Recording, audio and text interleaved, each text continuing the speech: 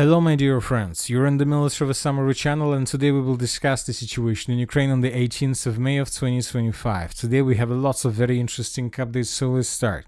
And we see that the next 24 hours are going to be very interesting as well. The thing is that today the President of the United States of America, Donald Trump, made a very important statement. I will be speaking by telephone to President Vladimir Putin of Russia on Monday at 10 a.m.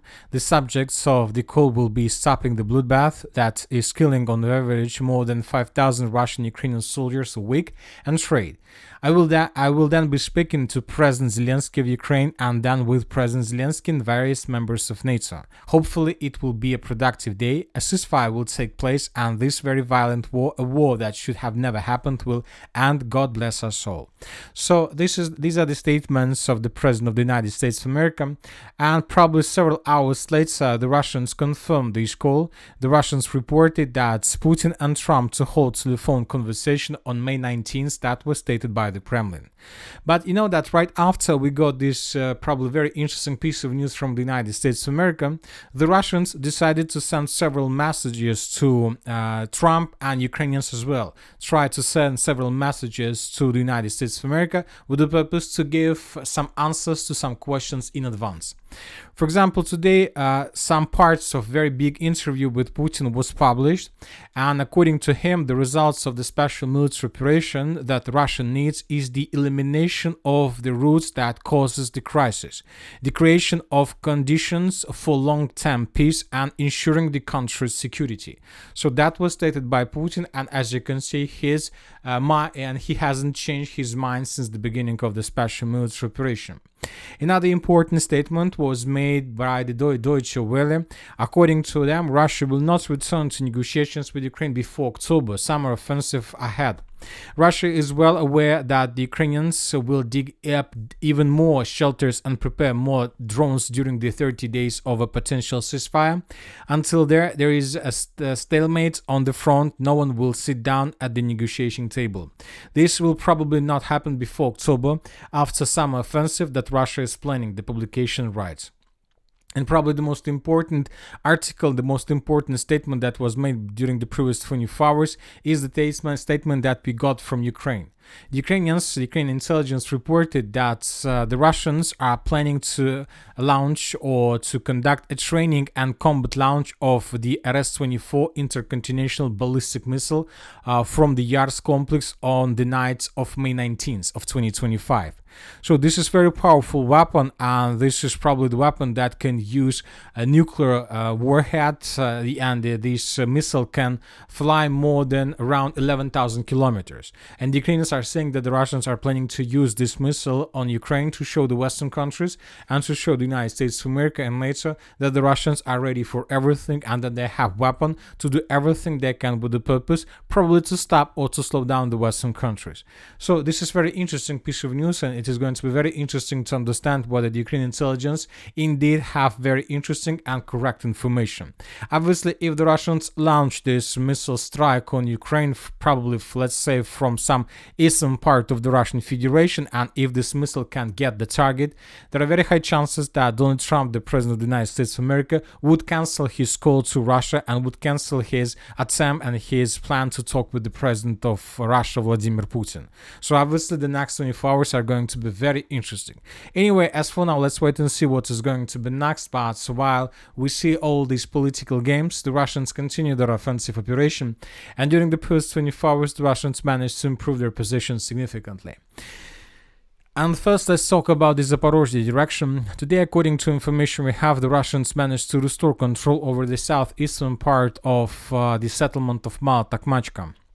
I'll remind you that somewhere on the April of 2025, the Russians launched their offensive operation, and as a result of that attack, the Russians managed to establish complete control over this territory and over these facilities.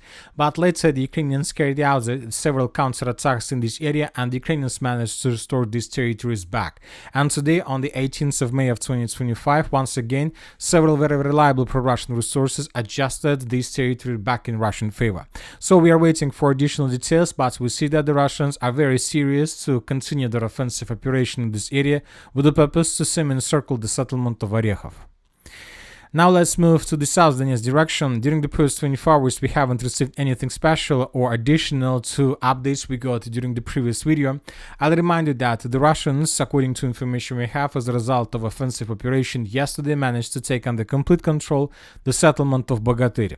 This information was confirmed by the Minister of Defense of the Russian Federation today, as well as this information was confirmed by the video that was published by the Russian sources, where we could see lots of Russian soldiers that were raising Russian flags in different parts of the settlement. So based on these reports and this video, we adjusted the map yesterday.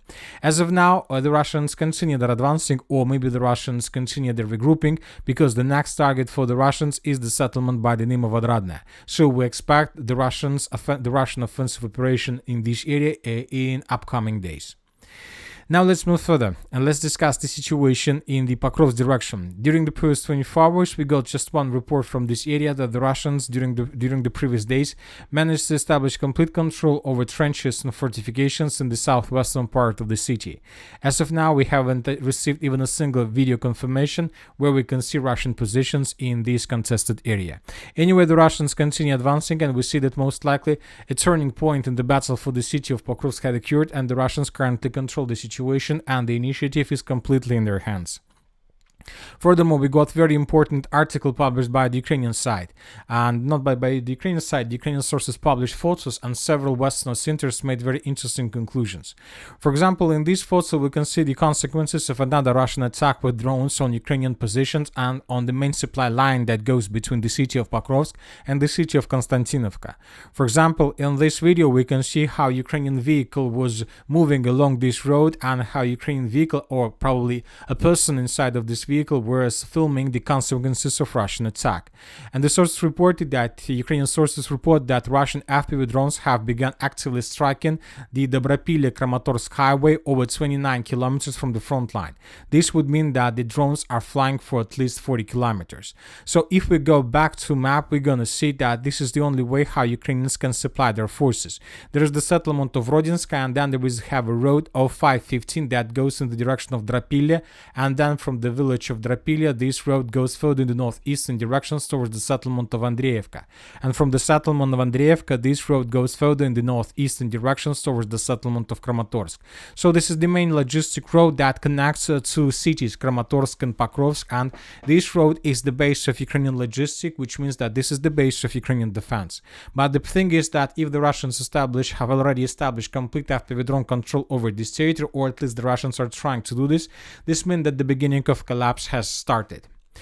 Now let's move further and let's discuss the situation in the area along N32 road, where the Russians also continue their offensive operation.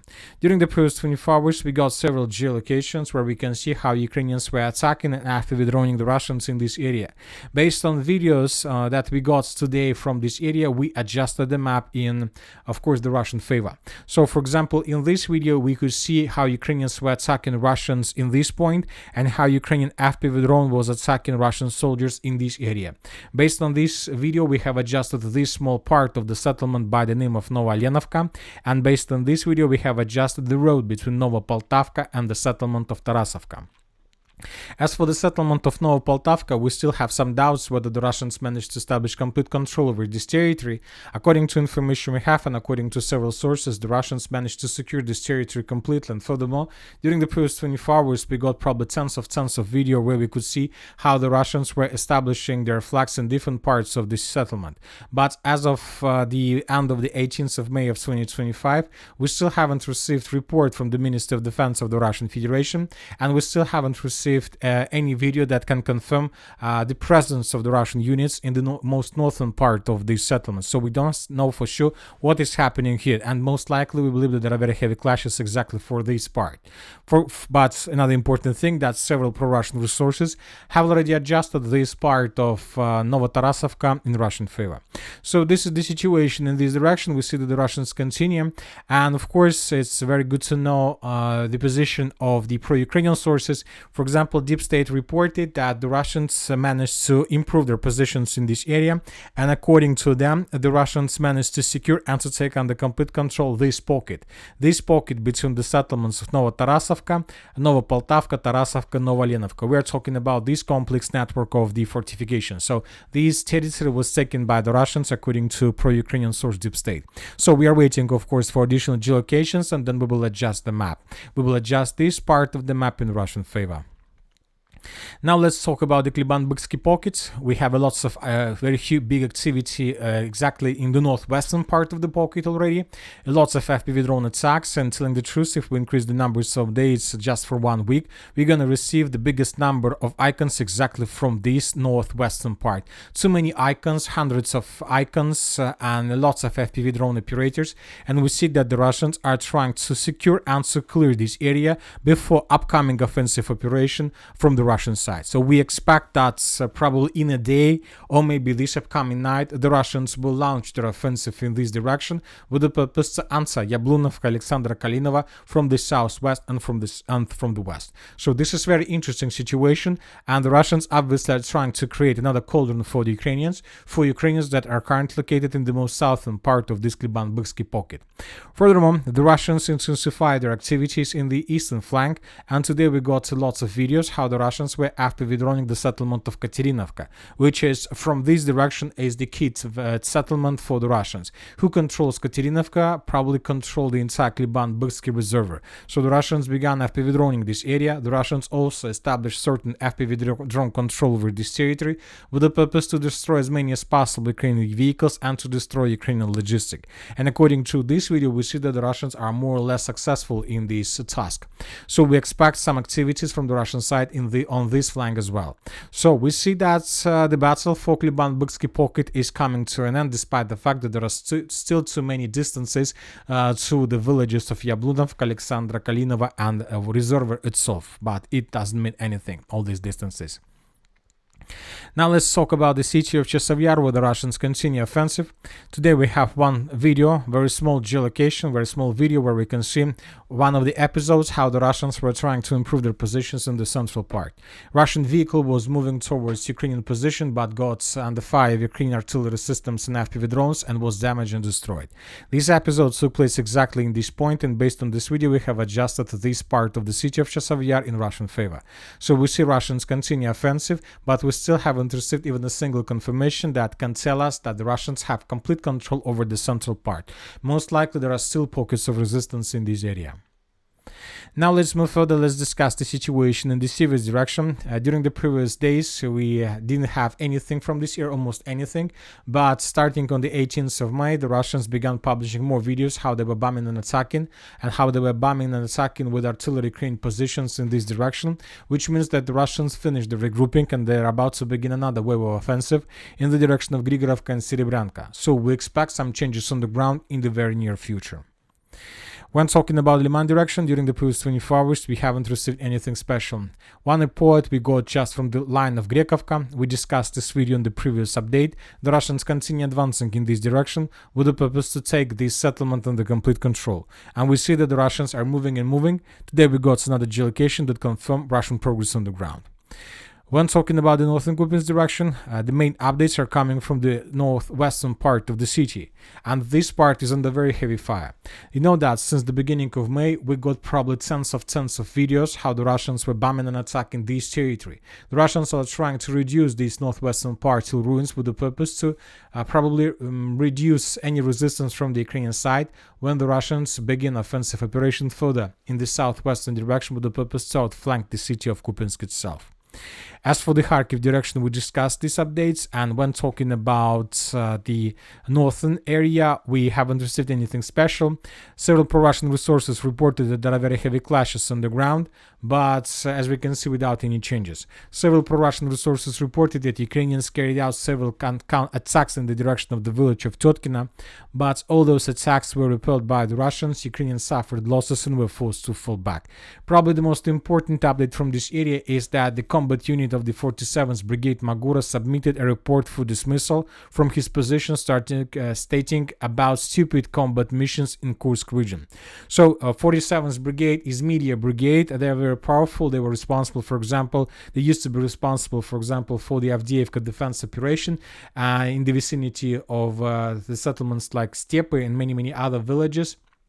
And this commander reported that his battalion, particularly his battalion, was completely destroyed, while Syrsky himself was sending his units probably to completely unnecessary and stupid missions.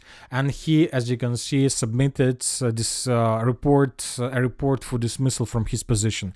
And the thing is that he was supported by the commander of the 12th Brigade of Azov and many other brigades and units of Ukraine. So very interesting situation.